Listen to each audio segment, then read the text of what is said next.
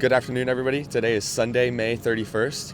We are in Charlotte, North Carolina at Freedom Park, and it's 77 degrees outside. Hope you enjoy.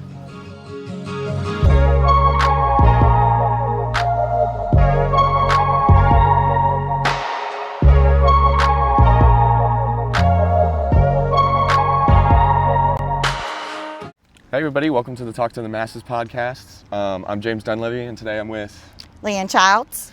Yeah, and today we're talking about your life story. So, where were you born? Bluefield, West Virginia. Bluefield, West Virginia. Where is that in West Virginia? Very bottom part. So Very you have bottom part. Bluefield, West Virginia, Bluefield, Virginia. Okay. And so, like, what was it like growing up? Like, where did you grow up? Yeah, my hometown was 7,000 people. So very, very tiny Yeah. town. Yeah, especially compared to Charlotte. But I don't know, it's like slow living. You know, everyone knew everyone. Yeah. Everyone, like, you knew everyone's business.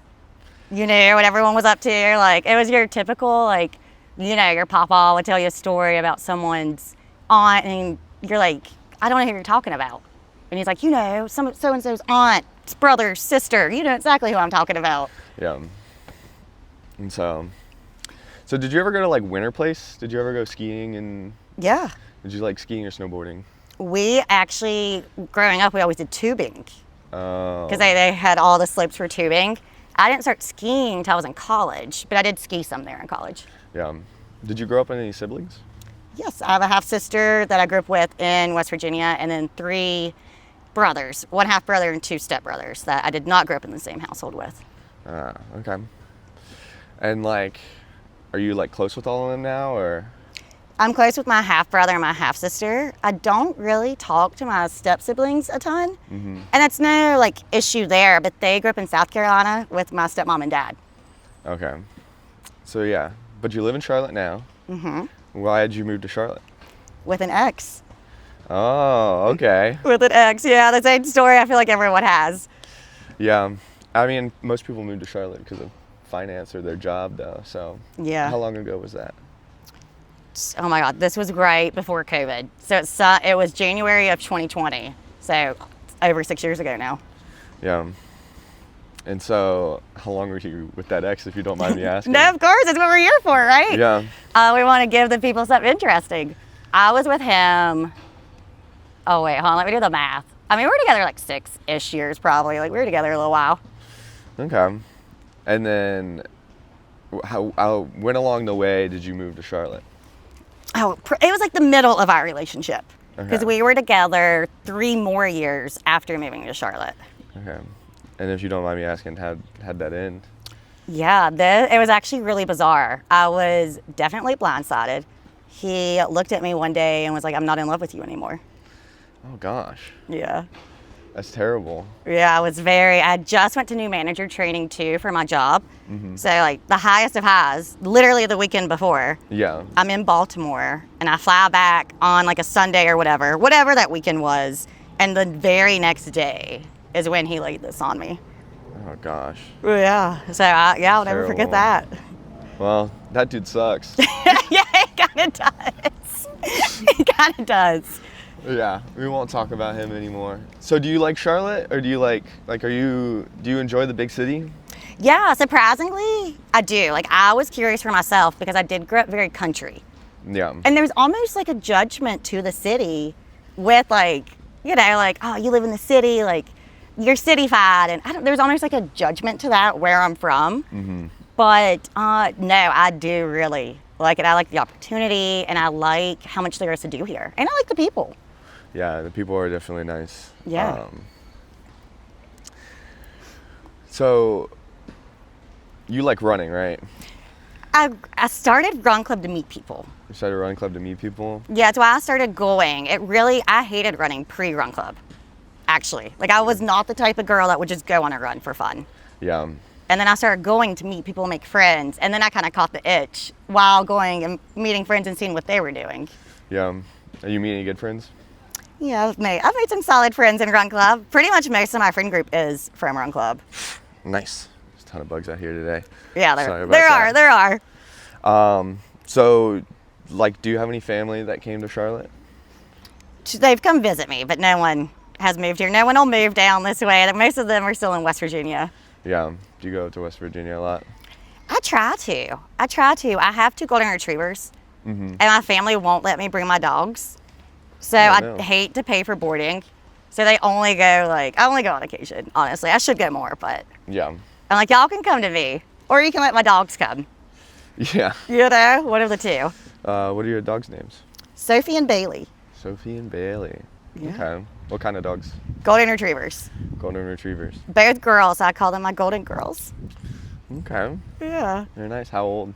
Oh my gosh, they're 8 and 6, so they're older, but they're like so sassy and silly. Yeah, I'm sure. Big bundle of energy. Yeah, they still, even the 8-year-old, I think sometimes is more mischievous. And I'm literally like, you're too old for this. It's probably just like got the like the big brother mindset or big sister mindset. Yeah, I Like, definitely think getting when Bailey was a puppy made Sophie worse. Like it brought out her mischievous side. And I was like, this is not what was supposed to happen. Yeah. No, I think. Well, I also think it's good to have 2 dogs or like more than 1 dog, because if you just have 1 dog, then I feel like they don't know how to be a dog, Yeah. and so or they don't know how to act with other dogs. So Yeah, I think it's the same as like siblings, right? Like I feel like a single child or a single dog, like I don't know, it's good to have them to play together. And then when they are boarded, I feel much better about them boarding together. Mhm. So they're not totally alone. yeah. What are some of the difficult parts about like growing up in like a small city? You know what? Actually, self-esteem. Really? I know that might seem a little surprising, but there was a time I had a lot of self-doubt in like many facets of my life. From coming from such a small town, like, oh, I went to such a small school, like, can I really work at a large accounting firm and compete and be as smart as these other people who went to these, bigger colleges and had Yeah. like more opportunity, I guess. So, where was that kind of point where you kind of found that out? I know that's a weird question, but like, where like self-esteem was hardest to manage? Yeah, it was it was very initial, right? Like the very early onset of coming here that came into play. And it didn't help that since I came here, we went into COVID and we were shut down. And like literally I moved here in January, we shut down that March or whatever. Yeah. So I was still with my ex, like we weren't going out and meeting people.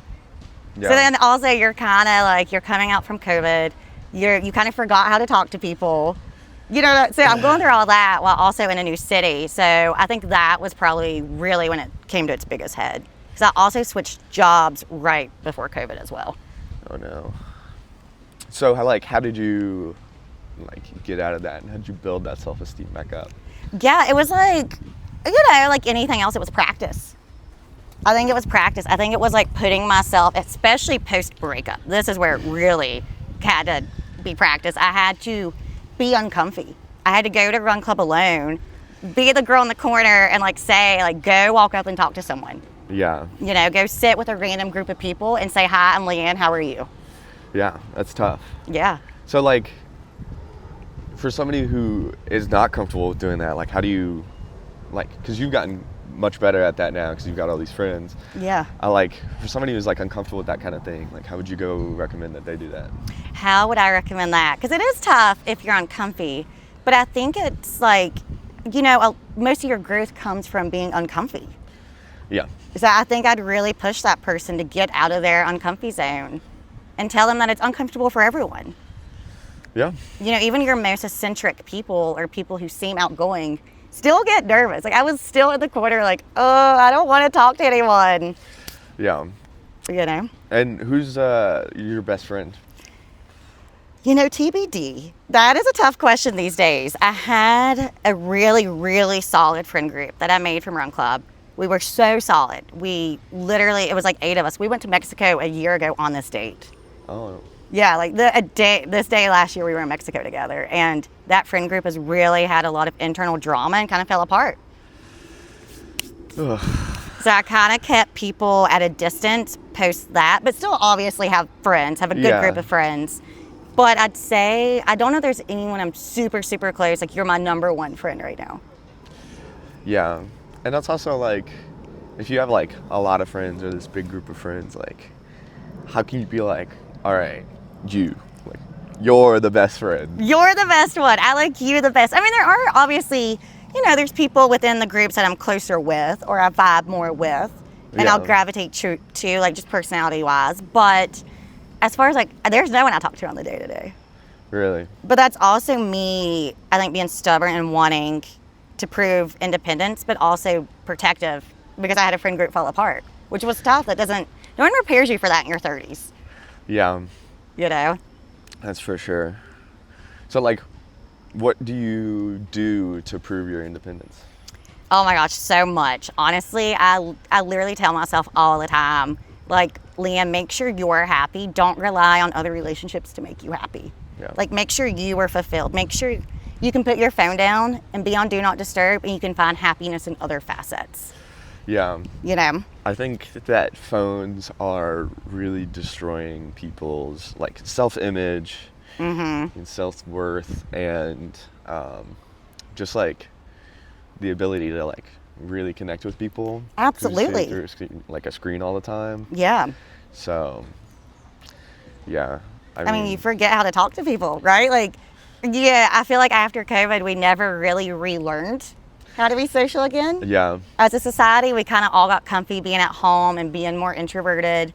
And now the phone makes it worse because you get that instant gratification or that instant dopamine from doom scrolling or whatever and comparing, which is it's a self-esteem killer if you're just going to sit here and compare yourself all day. Yeah. And I also know that, like, I mean, you can get as meta as you want. Like, I mean, pun not intended, because Meta owns Instagram. But, like, people will be like, all right, I'm going on a date with this guy. And then they're like, all right, send me his Instagram. I want to see what he's got. Or, right. like, I want to see, like, where he's been or what his, thing is. And then you have, these dating apps that are like, all right, give me, like, 5 pictures and, like, a 3-sentence bio. Right. And it's all off of looks. Like, it's so sad that it really, because I am on the apps. Yeah. I am on the apps. I do have Hinge. I'm not very active. I'm not trying very hard. Yeah. But I mean, yeah, you're going off image, and it crosses my mind, man, would I talk to this person in the wild? Or am I swiping left on people I would actually talk to and entertain in the wild just because I'm going off image? Yeah. And then, like, if you think about that, then, like, if you're thinking about other people this way, then somebody has to be thinking about you in the same way. Oh, they absolutely are, yeah. And so, yeah, I mean, I've seen the apps work for some people. Yeah, I have too. I think the statistics on it are, like, strikingly low. Mm-hmm. And so, but then again, I feel like there's no better solution other than, like, especially if you're, like, an introverted person. Yeah, I do think it works well for your introverts. However, maybe it's old-fashioned of me, but I still believe you're gonna meet your person organically in the wild, doing things you like to do, because you already have that common interest. Yeah. Yeah.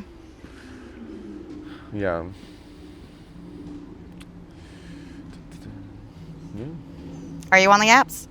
I'm not. I have been kind of staying away from them just because it's like, I don't know. I have been in a relationship or two in the past, but I think what happened was that I was in high school, and then I was like, oh yeah, I'm like, friends with almost everyone. Yeah. I mean, I went to Myers Park High School, so that's huge. Oh yeah, that is. Okay. So my graduating class was literally almost 1,000 kids.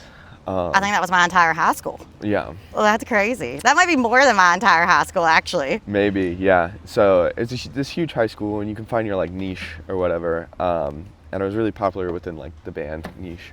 Yeah. But, like, I graduated high school, and all of my friends went away, and I stayed here.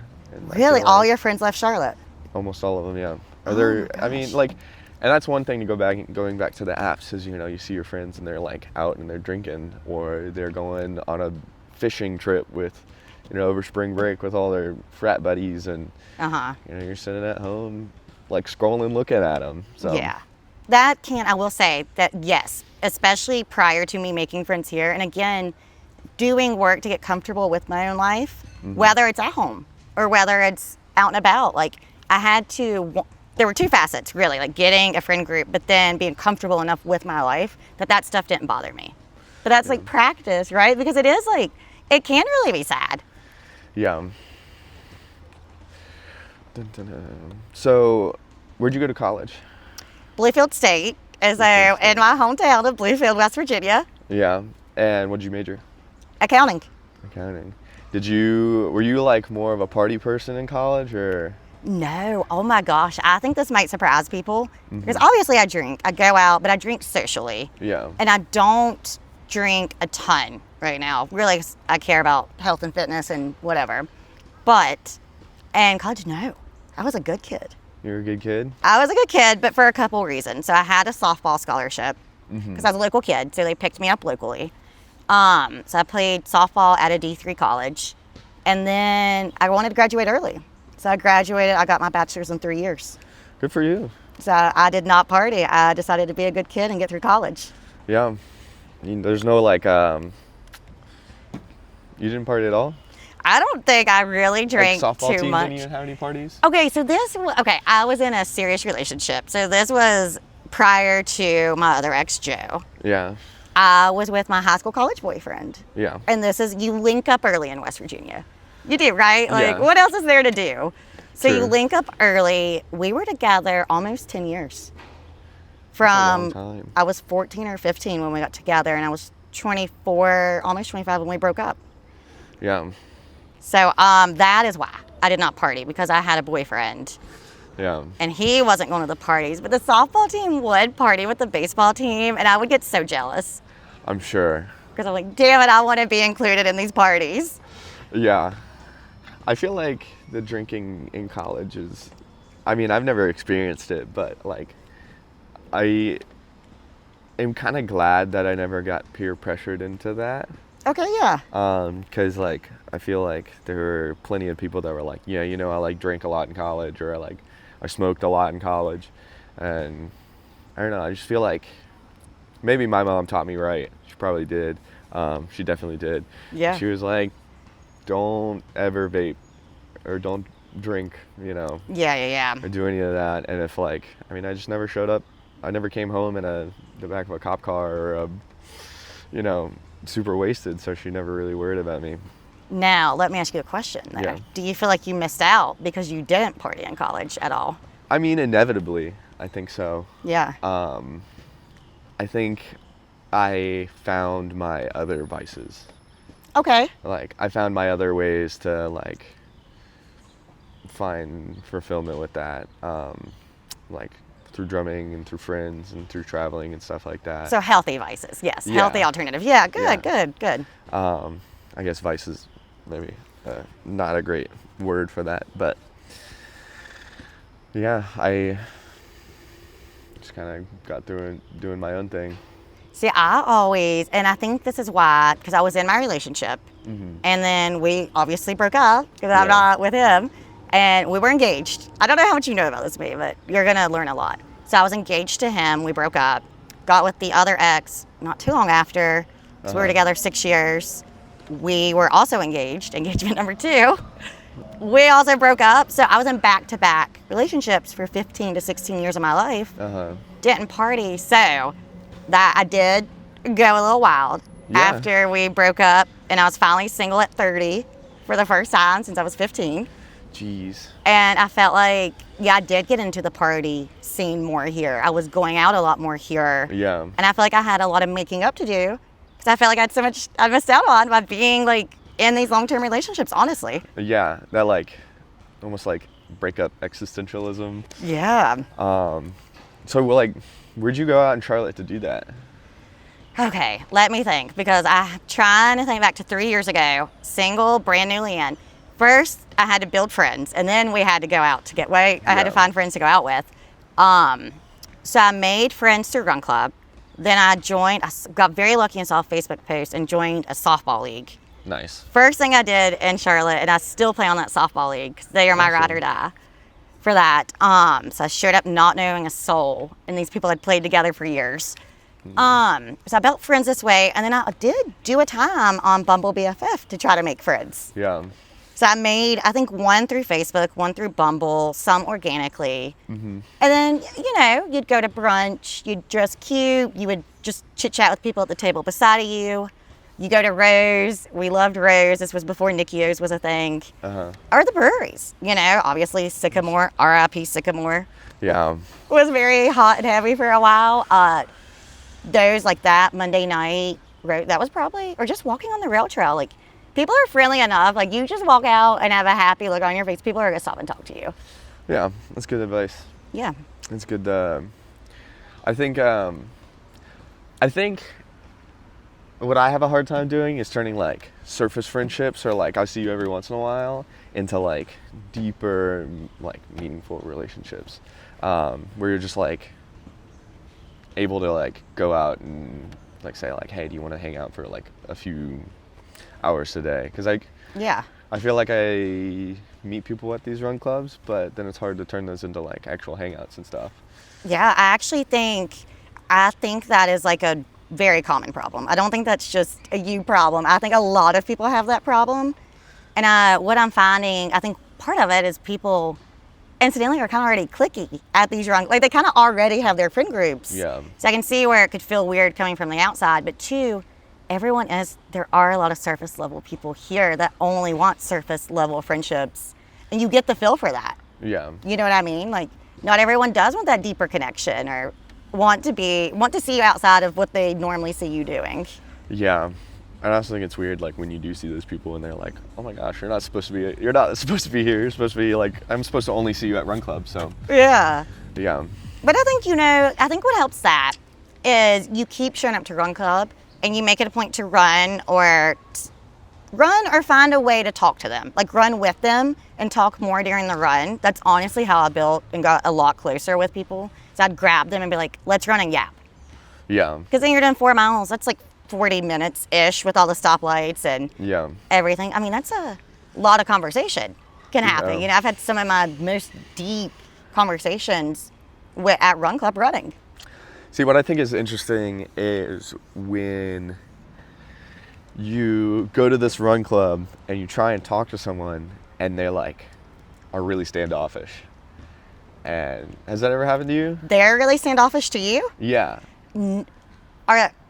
Are they just kind of awkward, or is that like their personality? Maybe I should rephrase. Is that just kind of how their personality is? I don't know, cause like I'll go to some of them and people will like have headphones in, and then I like try to talk to him, and he just like had short answers and like didn't seem like he wanted to be social at all. And I was like, what? I thought the point of this was to go out and be more social, and so I was confused by it when that happened. And it's happened to me a few times, but I'm actually really surprised to hear that because same. I thought people go to socialize, to meet people, but I guess some people maybe take it a little more seriously and they're just there to knock their run out, and that's literally all it is to them. Yeah. However, I think my advice is, someone else's reaction is not on you.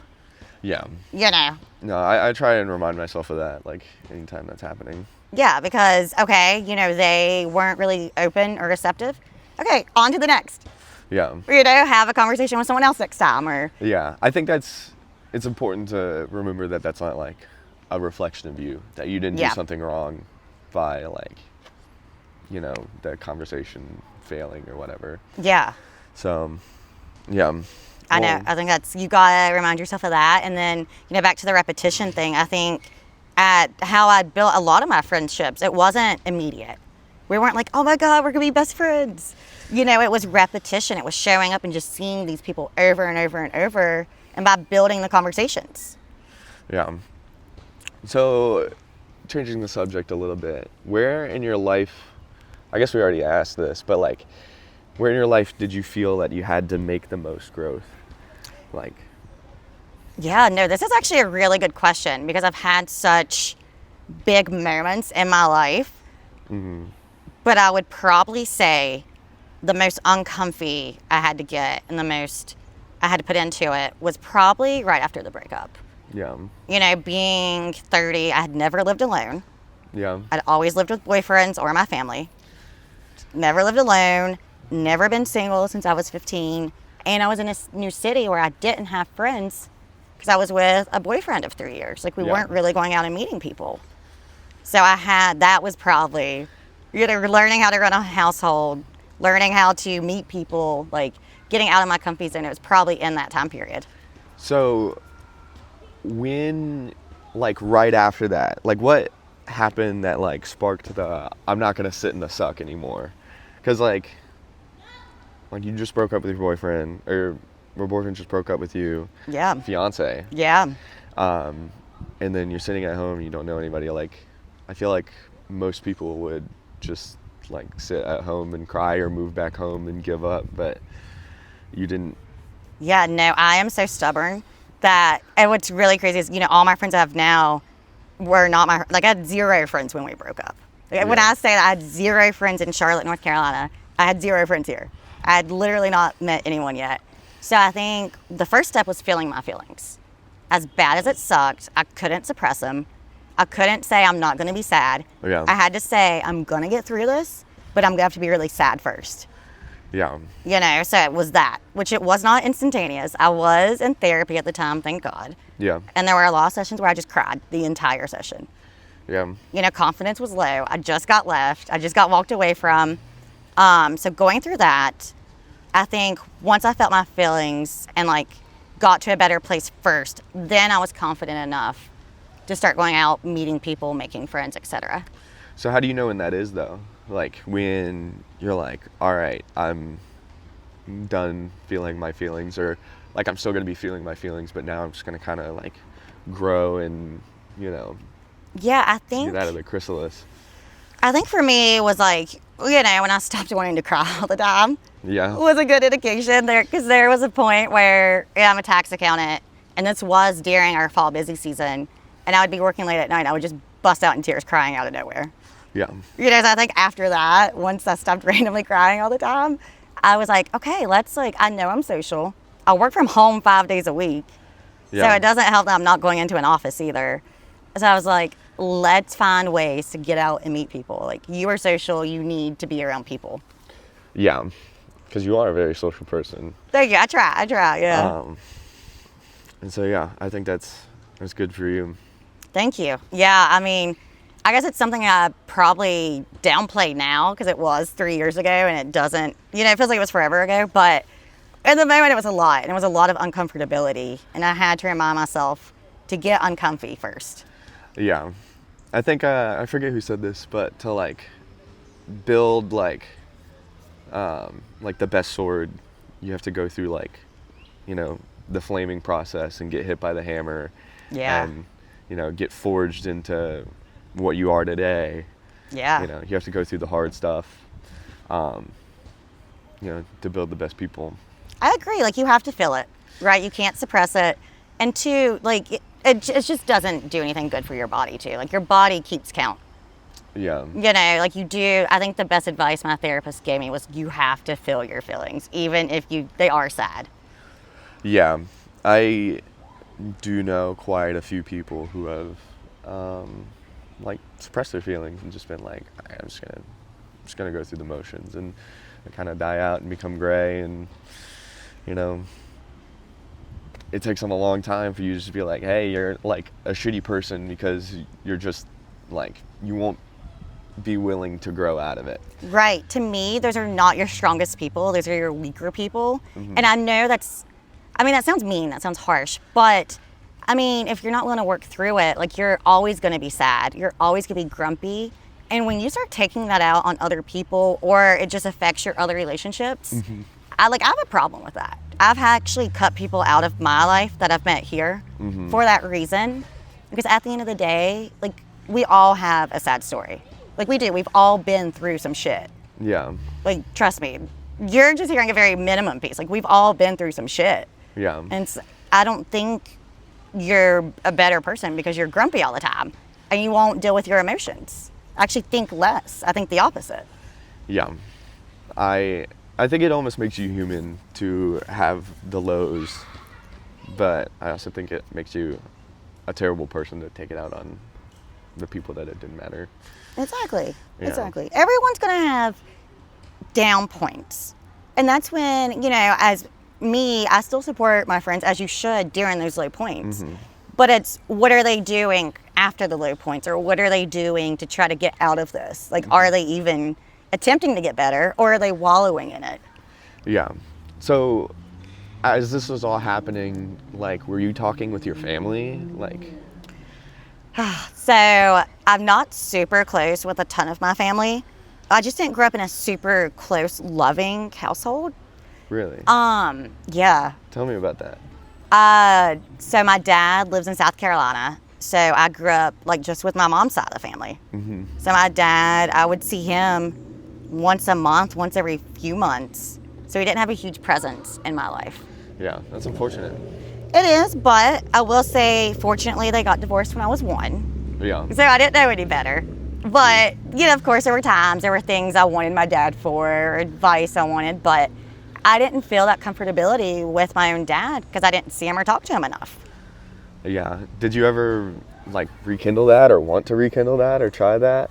I think there's a point where every little girl wants her dad, right? And Yeah. I think for me, I got really excited post-college. Me and the first ex-fiance moved to Florence, South Carolina, which is close to my dad. So for me, I was like, oh my God, I'm gonna be near my dad. I'm so excited to like really build on this relationship. And then me and that ex broke up. I actually walked away from the first relationship. And I feel like my dad took his side. My dad took my ex-fiance's side. Oh, gosh. That's terrible. I feel like he did not trust my judgment. He was questioning why I did it. And like, he would still post about my ex on Facebook and tell him happy birthday and how much he loved him. And like, my dad would not let it go. That's so bad.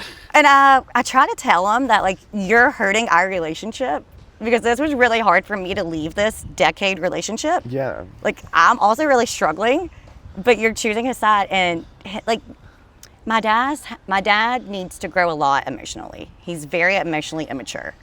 And his reaction every time was, I'm an adult, Leann, I can do what I want. So we got less close as an adult. Yeah. Yeah. That's pretty shitty of him. Yeah, I know. I tell my friends this, and I'm like, I'm not crazy, right? Like, this is like, Yeah. like, I feel like he just should have supported me and almost shown like loyalty to his own daughter Yeah. in the moment, and he just like would not. Yeah. So, what about your mom? My mom has some mental health struggles, some very tough mental health struggles, and some diagnoses that came out later in life. But they did not come out until, oh my God, I was like, I'd already moved out, so post-college.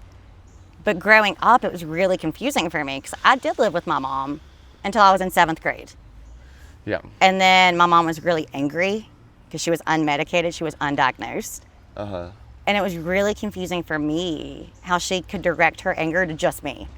But my little sister, kosher. She was so good. And like, in retrospect, I'm thankful for her. I didn't want her being mean to my little sister. I would rather take that. Yeah. But I couldn't understand why my mom was so mean and mad to just me. Yeah. So in 7th grade. That's very selfless, by the way. Well, thank you. But I don't know. That's a protector. Like, I'd want to protect my little sister, you know? Yeah. Gosh, that's crazy. So you moved out in 7th grade? I moved in with my grandparents. Okay. After that, yeah, I finally, I think one day in 7th grade, just like broke down and was like, my mom is not nice to me. And my grandparents were so like, almost not shocked. Like, hey, we kind of know she has some issues, so to speak. So yeah, like, come on. Is your mom any better now? So it depends. Like, it depends on what you define as better. To me, I still don't know. Like, I don't know if it's better or not, because was she really mean and angry at the world when I was younger? Yes, but she had a job. She was a like contributing member to society. She got up every day and had purpose and got ready. These medications, and I'm gonna be careful with how I word this, because I think, being diagnosed and treated is important in any facet of life, like in any facet. But this, it she stopped having purpose. She stopped getting up and getting ready, and she stopped working. And to this day, she doesn't have a job. She's your like typical West Virginian collecting an SSI check and not contributing to society, which is so opposite of who I am. Yeah. And it's almost like the mental capacity, it's not like I'm talking to an adult. Oh. So to answer your question that you asked forever, no, I did not have the family support. I'm very close with my sister and my brother and my papa. Mm-hmm. But even to a degree, I think because of everything I've gone through, there's some privacy and some proof that I want to do it alone. And then I'll kind of tell everyone after the fact. Yeah, I definitely think there are a lot of people, like I know I can be that way, where it's just like, man, fuck it, I'll just do it myself. Right, yeah. You know, find my own happiness or find my own way through this. Or like, I like reached out to you and you burned me, so I'm just gonna like, you know, give you the middle finger and say I'm just gonna do it myself. Yeah.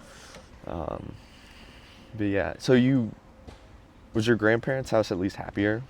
So I lived with my grandparents, and yes, like in the beginning it was amazing because my grandma would get up and make me breakfast every day. And something as little as that, like I wasn't used to someone getting up and making me breakfast as a child before school. Yeah. You know, and it was like, yeah, it was like she would cook dinners. Again, that was something sitting down and having family dinner wasn't something I was really accustomed to. Mm-hmm. So, and then. Was it just you, or did she take in my little sister? Your siblings it was as well? Just me at the time first. I came first. And then, so this happened like 7th-ish grade. And 9th grade, my grandparents got divorced while I was living with them. How old were they? They were older. Like, you never hear people talk about their grandparents, right?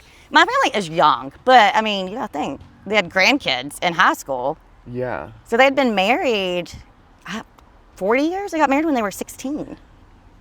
Oh my gosh. They got divorced when I was in high school. Was that like surprising, or was there something like leading up to that?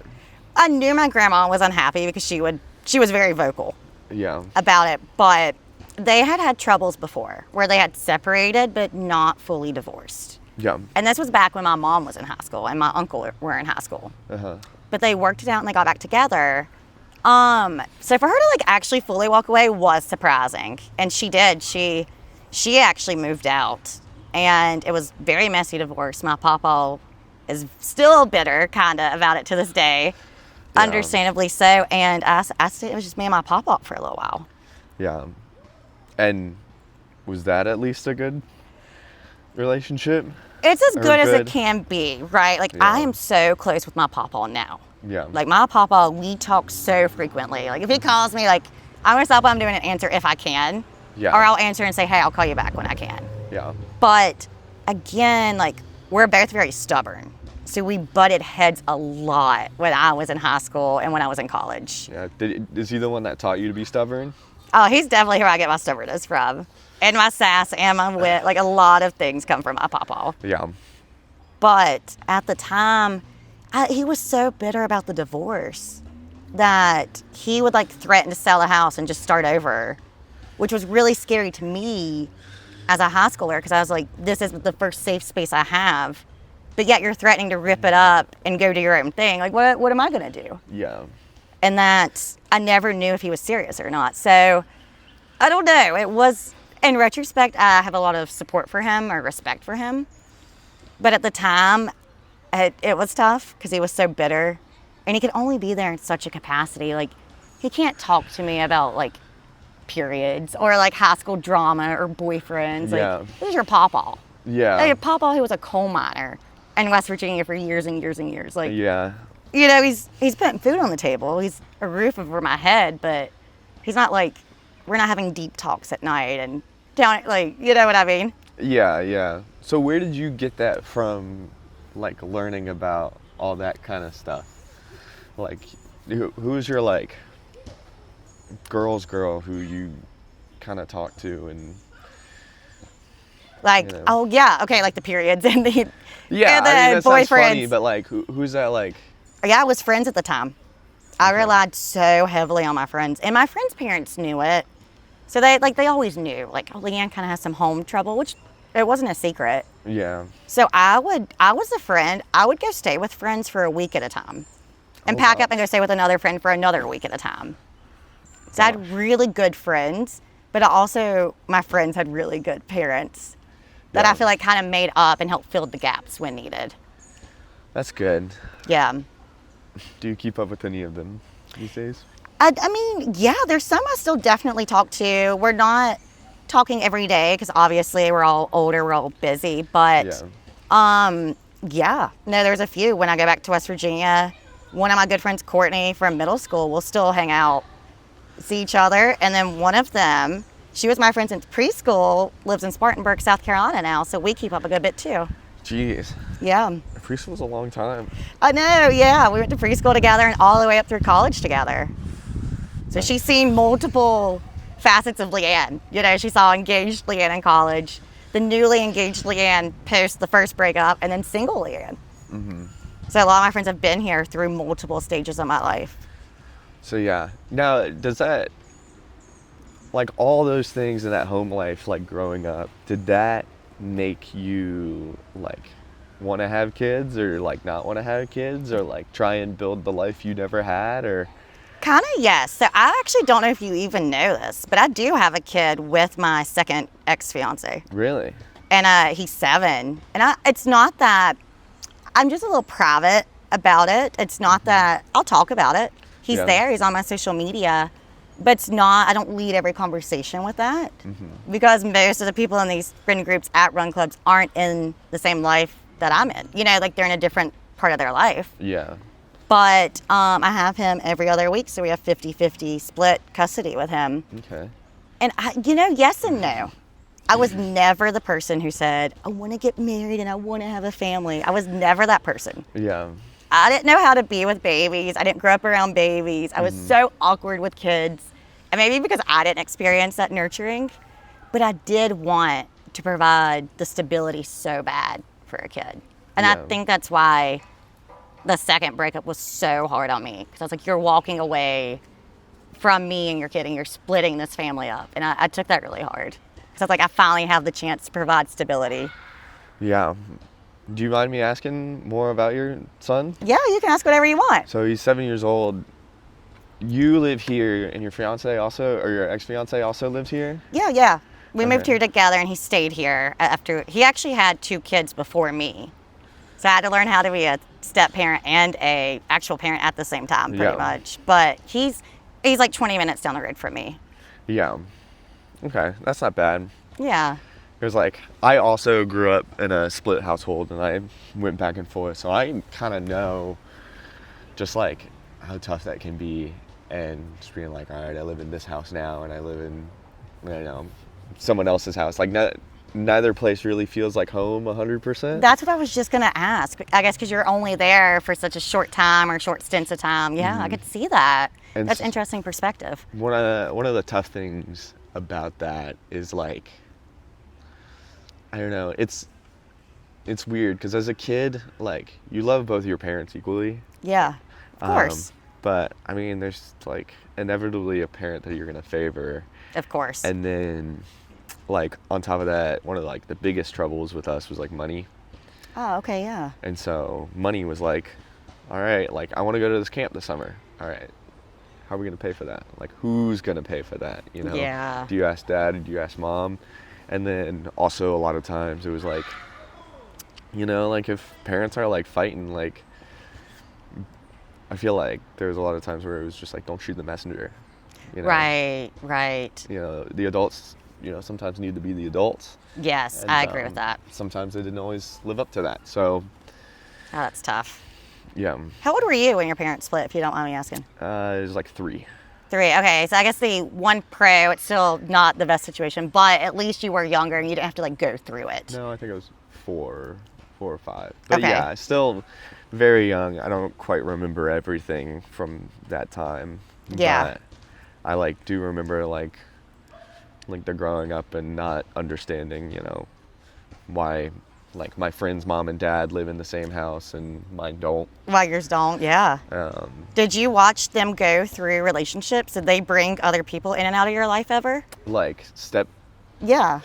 So yeah, I definitely had this like my dad was on all the apps, and Okay. that came with its own set of weird situations Of where you'd be course. like, hey, I'm dating this person. It's like, well, there's kid is in my class or something like that. Oh, yeah, Um, stop.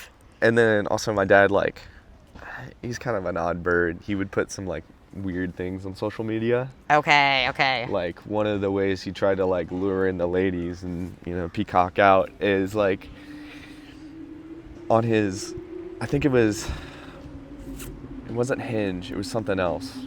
Anyway, it was one of the dating sites, and he was like, I put the seat down. I only sit to pee. Oh my God, And I yeah. was like, is that really like the first thing you want to put down? Yeah. Like, Yeah. it begs the question, like, what kind of women is he trying to meet? Yeah, yeah. And so there were some like girlfriends. He eventually got married when I was in middle school, Okay. and I almost didn't go to the wedding. Like Really? all three of me and my brother and my sister like almost didn't go to the wedding. And is that an issue on her or is that an issue with him? On Like, were you frustrated with your dad or did you not like this person coming into your life?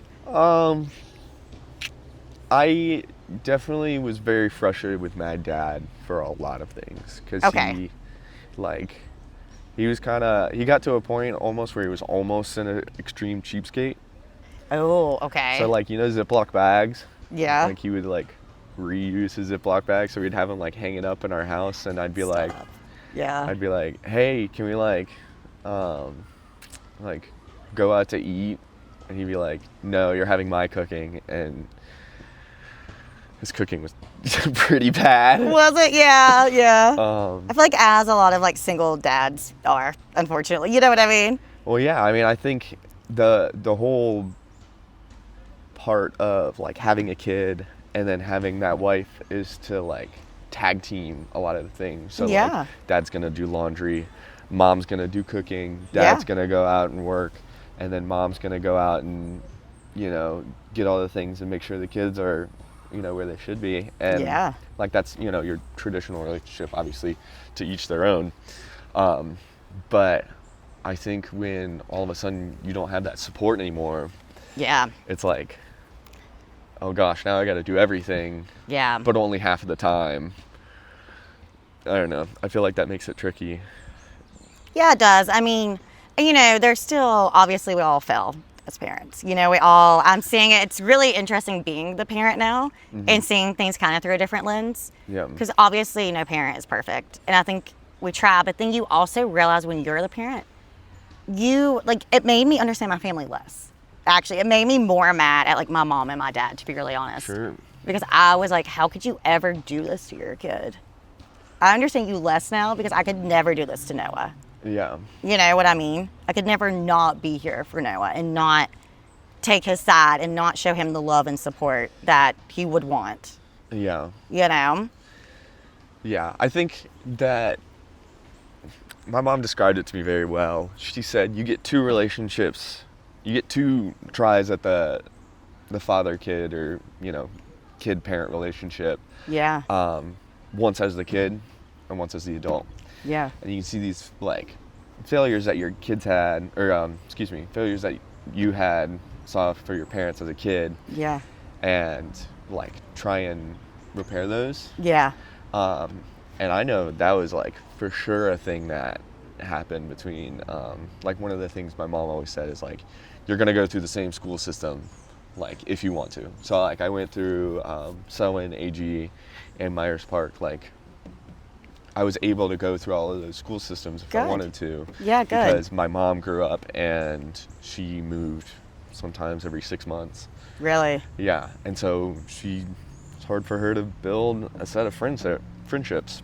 Yeah. Yeah. And I think that was like one of the things, and like one of the things that I know that I would want like as a parent is like for my kids to never have to worry about money. Right. Yeah. And that's a very tricky thing because everybody wants a ton of money.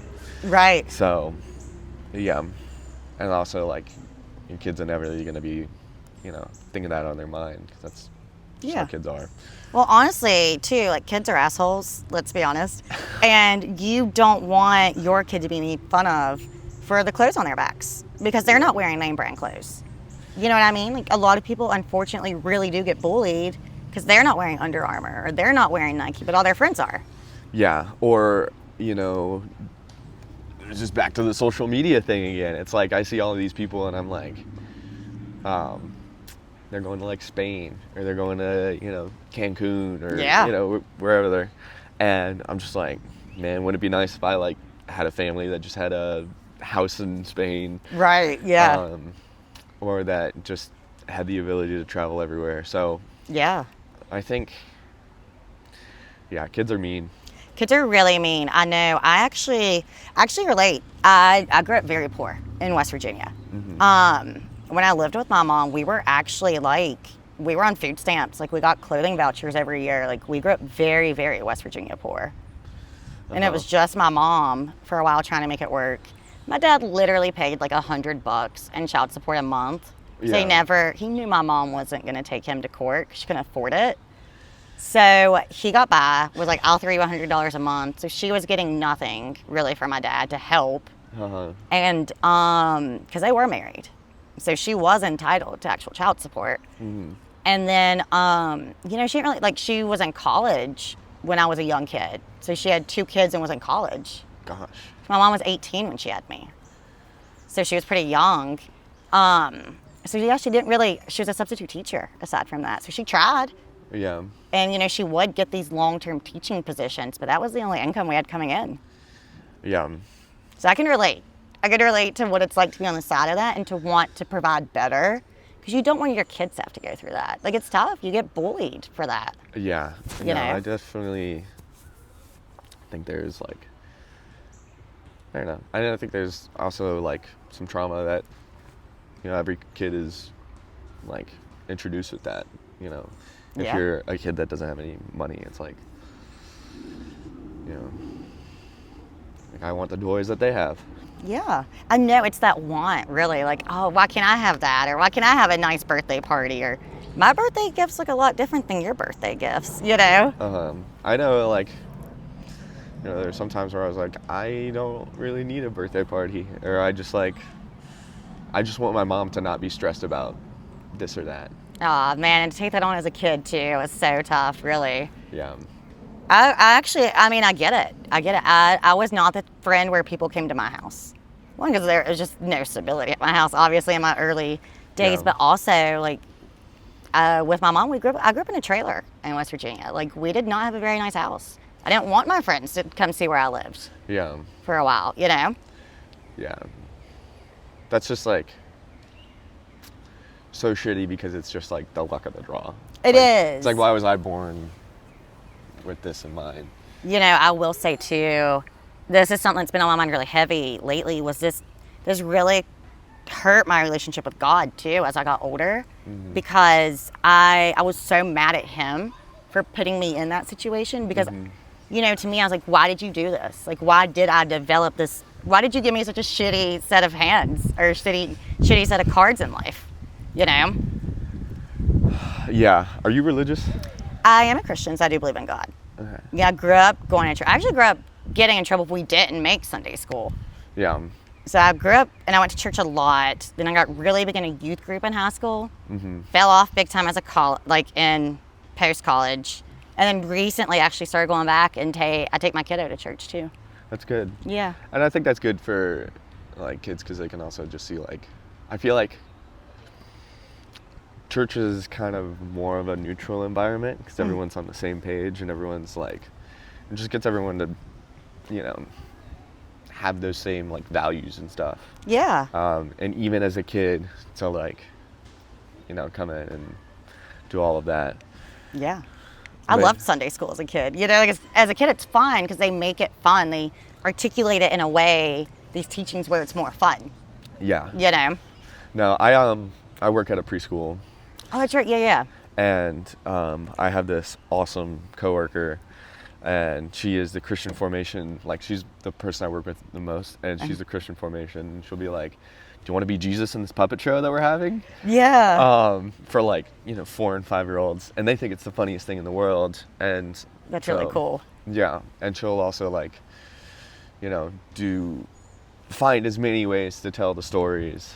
And I also think that's another big struggle is like the Bible is a really intense set of stories. It's really hard to read, and I remember like growing out of youth group or growing up out of that Sunday school, and I had to go to big church. Yeah. And I was like, I don't want to go to big church. It's so much like the lessons just aren't as fun. Yeah, it's hard to find the appropriate stuff, like, because you can tell like a 4 and 5-year-old that like Jesus died on the cross for our sins, and it's like, yeah, but what does that mean? Like what, Right. like what is dying, and like, heaven and hell, and how do you explain that to a kid? Yeah, yeah.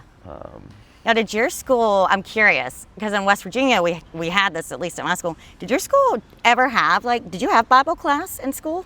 Did you go to public school? Yeah. I went to public school and we never had anything like that. But also, I feel like growing up in kind of like a more city area, Yeah. and the more like, I guess there were more kids. Like, Yeah. it was a big, there just wasn't like a push for it, People Yeah. wanted to, I think it's mostly because the schools didn't want to teach your kid some sort of values that they didn't believe at home. Yeah. Now, I do Yeah. think it was voluntary. I don't remember like the logistics. I don't feel like it was like an elective. Like I don't feel Yeah. like everyone had to do it. Obviously, they wouldn't have forced it. But I remember in middle school and through, I want to say high school too. I know middle school for sure. Through middle school, we had Bible school. We were able. It was a class, and they an would teach us. elective? Yeah, they would teach us like a different. We'd have a like lesson every time, and Yeah. I remember the cards and the drawings. Like I remember it so well. But I tell my friends from like Jersey or talking to you like that apparently was not a normal thing. Yeah, I would probably say that for most people in Charlotte, that wasn't. Yeah. And so, Was FCA like? Did they have the Fellowship of Christian Athletes? Was also we had the Future Business Leaders of America and all these groups. I remember FCA was a thing in high school. Did y'all have that? it probably was, but it's not anything I saw. Yeah. My family, we grew up mostly as like, hey, we're gonna go to church on most days. My mom worked with like, she did like Sunday school, Okay. but mostly for like the kids, and it was more like babysitting than anything. Yeah. And so like she didn't like make curriculums or anything like that for them. Okay. But so I helped a lot, honestly, downstairs under the church. And I did a lot of stuff, like I played handballs for my church.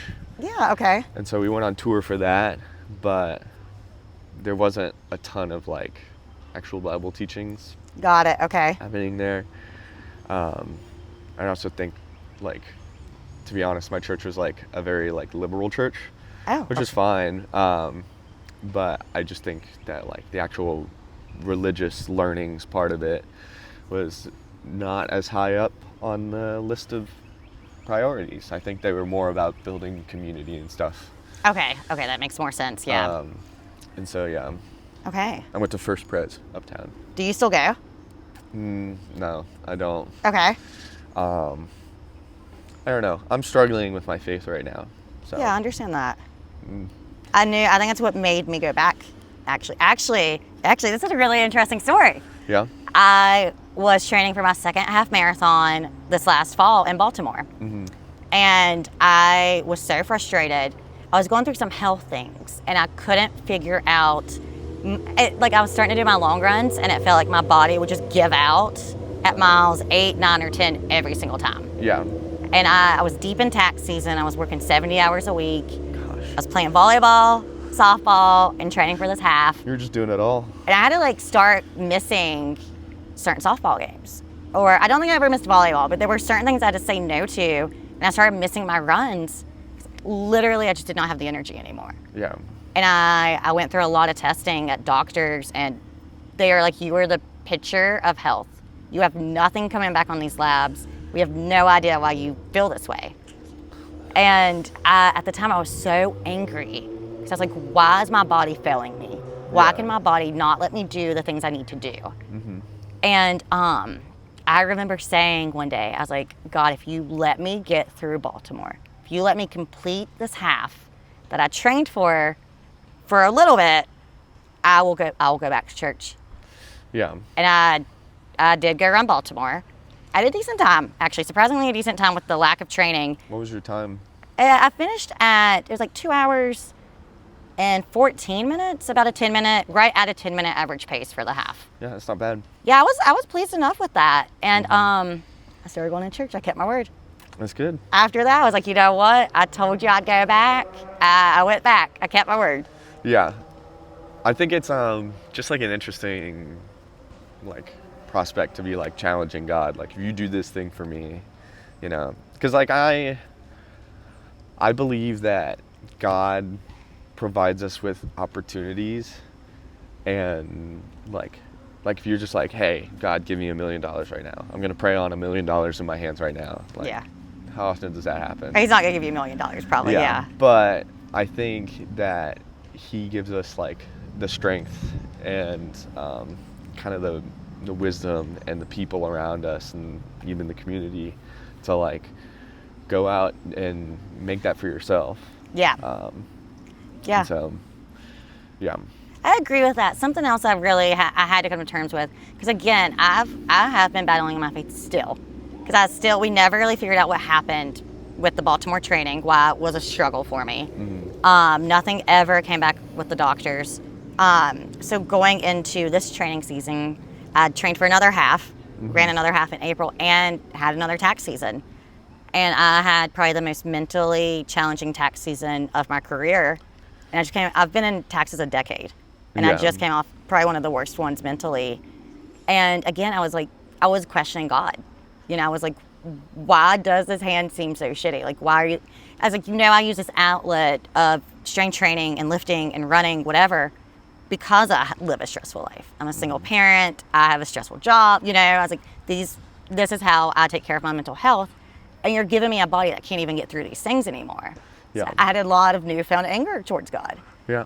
And I had to realize that, you know, like, He's given me this body. There's a lot to be thankful for.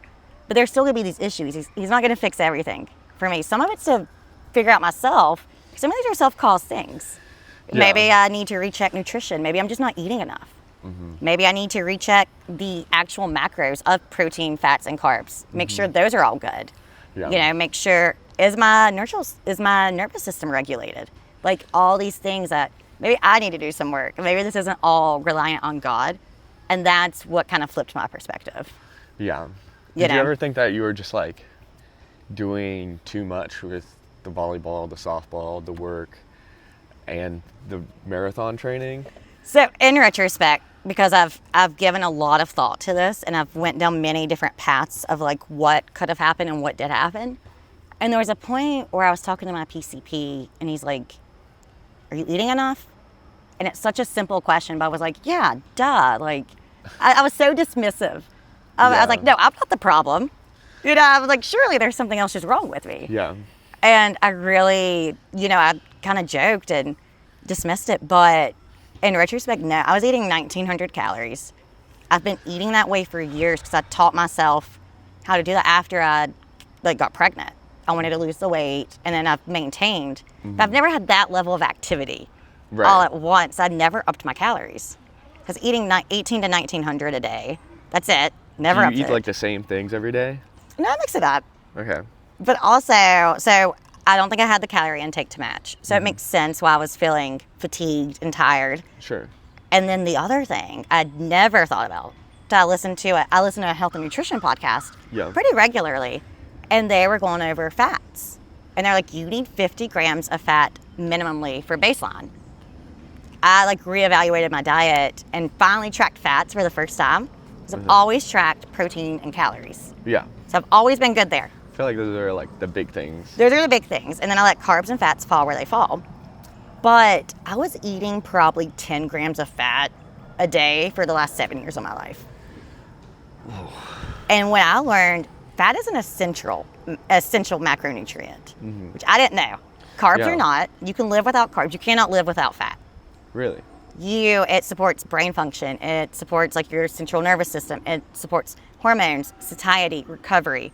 And I'm like, okay, the pieces are starting to come together a little bit. I was eating too little. I was not eating enough fats to support like what I was doing. Yeah. I've been chronically under eating fats for 7 years of my life because I learned how to eat high protein, high volume, low calorie. Yeah. And how do you do that? You cut fats out. Yeah. You know, you stop You're eating whole schooling me, eggs. by the way. Yeah, well, I am not the best eater. Every week I come in a run club and I go, I'm not going to get anything this week. And then every week I come in fat and happy, or I leave fat and happy. But you get like a burger, but that's like honestly, like that's fine, yeah. yeah. Now, I'm very into nutrition and strength training. That is my true love. I do running for the social aspect. So what got you into that? It was probably right. Well, I was always interested in weights because I took weightlifting as a class in high school. Mm-hmm. And then in college, when I was playing softball, they made us get in the gym and lift. So I was always comfortable with lifting. Yeah. And then after I had my kid, I was like, I want to be strong. Yeah. I want to be strong, be able to do things for my kid and with my kid. And I want to learn how to be strong, and I want to learn how to eat healthy. Yeah. So going back to your kid, what are some of the things he likes? He loves to be outside. He loves like nature. Mm-hmm. So he loves walks. He loves to walk the dogs, which is really cute. Yeah. But he's also really into cooking. He loves to help mom cook. That's fun. Yeah, so he has a little step stool, and he'll like help me cook things at night, and he'll help me pick what we're gonna cook. Because I'm a big cooker. I'm big, like I love to make us nutritious meals. Yeah. But I'm not so crazy with it. I still keep like normal kid things in the house too. Yeah. But he eats really healthy. Surprising. I think because I eat healthy and I just have healthy options. Mm-hmm. He eats very, very healthy. That's good. Like, what's your favorite thing to do with him? Like, does he like to go anywhere? Like, where outdoors does he like to go? Oh man, there's so many things. We have so many little things that we love to do together. Like we both love going to Starbucks Uh-huh. because he loves a vanilla bean frappuccino. That was my favorite thing growing up. Was I it? only got vanilla bean frappuccinos, and my mom was like, James, it's just a milkshake. It is a milkshake. It's what I was gonna say. It's literally a milkshake. Yeah. Like, there's no coffee in it or anything. Now, I still get the same thing, but I That's get a so shot funny. of coffee in it. But, Okay. Yeah. like, yeah, We do that, and he loves car rides. So we'll go get our Starbucks and just like drive around. nice. Or we love in the evening, we'll go get Diet Cherry Limeades from Sonic, Mm-hmm. and then we'll drive, or we'll get them and walk the dogs, or so just things like that, or cute little moments of just cooking together and like sitting down at the table together. Yeah, Yeah, that's really nice. yeah. Did y'all do anything for Mother's Day? You know, I still had volleyball because I'm still on my Sunday volleyball league, and they still played on Mother's Day. We got up, we went to church, made a really yummy brunch after. Mm-hmm. And then went to volleyball, came back, had to get a sitter. And then I feel like we probably just walked the dogs or went to, like, just had a normal Sunday for us. Yeah, I feel like sometimes that's nice though. Oh, it was perfect. It was still like the perfect day, yeah. So, yeah. Yeah, we love running errands together. I like having him with me when I run errands because it's just more fun. Yeah, I bet. Does he ever go like, Mom, can we get the unhealthy thing? Oh, dude, this kid's obsessed with frozen pizzas right now. Frozen pizzas? Yeah, which is Very good. like kind of out of my realm because I do track my macros, but I've made it work. I can make freaking frozen pizza work in the macros. I will make him the frozen pizzas, and Yeah. I'll just like weigh how much I have, and I'll make some veggies or some healthy sides with it. Yeah. So yeah, he definitely does. He loves his freaking frozen pizzas, and he does like sour candy for his sweet tooth. He loves sour candies. Sour candy? Yeah. What's your sweet tooth thing? Probably the same. Neither of us are big chocolate eaters. Yeah. I can definitely pass on a donut or a cookie. I do not have to have the sweets. So probably something like that, like Sour Patch Kids, Nerds Clusters. Like we like that stuff. What are some of the things that you're worried for him as he grows up? Oh man, other kids make me really nervous because kids are so mean, dude. Like going through school, dealing with other kids. Like I was bullied because I grew up poor, Yeah. and I know That seems like how such a double shitter to be like, I'm bullying you because you're poor. It's like, you're giving this person an extra hard time. Right? Like, dude, they're already having tough. Like, why are Yeah. you making it worse? Yeah. So I know kids are so mean. So that's really other kids. Yeah. Like, I have to remind myself sometimes, like, I just want Noah to be happy at the end of the day. Like, even if I feel like I'm failing or I'm just not as attentive because I had to work 70 hours that week. I had to give him the iPad a little more that week. Like, I just try to step back and say, it doesn't have to be perfect, just as long as he's happy. Yeah. You know? I think that's good. Yeah, I think so too. So yeah. Yeah. I know I probably told you a lot today you didn't know. Yeah, I definitely learned a lot of stuff. Yeah, I'd say, But that's what this is about. I want to learn as much about as many people as possible. Yeah, I think it's interesting because you aren't going to learn this stuff from people at Run Club. It's these conversations where you're going to learn. Yeah, and that's kind of what this is all after. Is like, I want to. Is that a bug or is that? I want to like get into the deeper conversations that because I think one of like my missions of this is try and create deeper connections. Yeah. Because I think it's so easy to be like, hey, how's work? Where do you work? That's like my first 5 things that I ask someone. It's like, where do you work? Yeah. What do you do? Where are you from? Why'd Yeah. you move to Charlotte? Because everyone's moved here, for something or other. There's no like native Charlotte people. So Yeah, there's very few, that's for sure, yeah. But agreed, I think we all have our few questions that we kind of ask everyone because it's the same conversations really over with just different people. But yeah, I wanna ask the deep questions. Yeah. I think you're doing good. I think you're doing a good job there. Lastly, is there anything like in your near future that you're working towards, or any like bucket list things that you're trying to get done? That's a good question because I feel like, right now I've been in this life of just keeping my head above water, so to speak, making sure my kid's taken care of, making sure work is okay, like just getting through things, and it's been hard to look forward. So not at this moment. Like really, I just want to keep improving health and nutrition, strength training, and really just deepening friendships, relationships, and kind of stay there for a while. And then maybe we'll have something exciting coming up in the future. You never know. Go on a trip somewhere. Yeah, that's maybe next. I've never done a solo trip. Ooh. Because there's been a lot of things I've done. I've gone out comfy zones and like sat at the bar alone, or gone to dinner alone, or like gone to a brewery alone. Like, yeah. these are all things I'm comfy doing alone. But I don't know, maybe a solo trip would be cool. Yeah. Yeah. Where would you go? Oh my gosh, that's a good question. I don't know, probably somewhere like tropical, like at least a beach. Just go on a beach somewhere. Yeah. That's what I enjoy in the summer. Yeah. Okay, this is the last question, I promise. For like the guys that are looking for girls to talk to in bars, like what do you recommend for like coming up and approaching them? Dude, I think you just do it. Like, I know people are like so nervous to do it, but like I think people are willing to have conversations. I definitely know when people approach me, like there's not many times where I'm just like, I don't know if I've ever been like, I'm not gonna talk to you. Yeah. We respect the effort. Like, just walk up, talk to them, and it doesn't have to be so forced. It doesn't have to be some crazy one-liner. I think just to like, hey, how are you, is like a good starter. Yeah. Have you had any like weird guys come up and try and talk to you? Yeah, I've definitely had some like conversations where I'm like, I'm over this conversation. Like, like I'm shaking my head, I'm nodding, and I'm like looking around to see how I can get away. Yeah. Which sounds a little mean, but like some conversations just run their course. Yeah, I think so. I think with trying to succeed at anything, first you got to fail at it. I agree with that, yeah. Yeah. So I think go for it. That would be my advice. I think just don't think too much about it and just go for it. All right.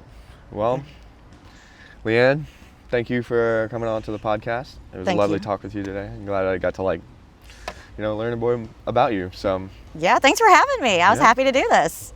All right. Thanks. Sure. All right, that's all for today's episode. I hope you enjoyed that. Make sure you like, comment, and subscribe, and share with your friends down below. Thank you, Leann, for coming on for today. And donate to St. Jude. Bye.